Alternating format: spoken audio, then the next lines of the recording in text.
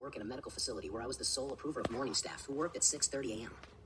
As a staffer, I balanced the morning staff with the amount of expected care needed for patients in the morning. I worked in the ghetto, so we always overstaffed and sent people home if they weren't needed. The basic mindset was, it was better to have the staff and not need them and send them home than not have the staff and struggle to find people to come into work. Eventually, our facilities were bought out, and all that changed. Exact staffed based on the exact need. In another new rule, we had a rule that said no one would be approved without all documentation sent over prior. We used to just get the docs while they were working and verified it. It is loosey-goosey, but it worked.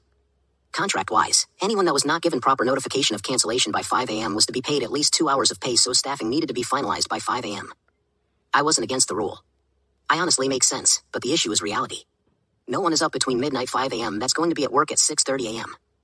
Humans tend to sleep before a day of work. Staffing needs to be finalized by 5 a.m.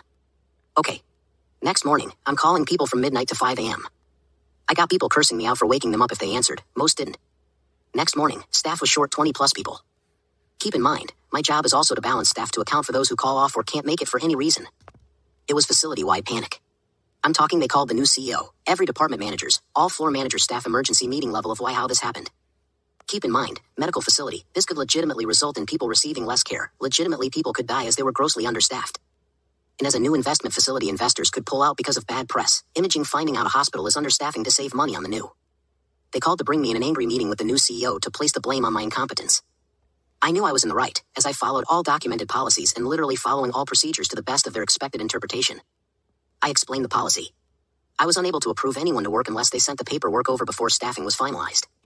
No one sent it over, so policy required them be canceled that day. New policy was no pre-approvals. None of them sent it over by 5 a.m., so I canceled them all.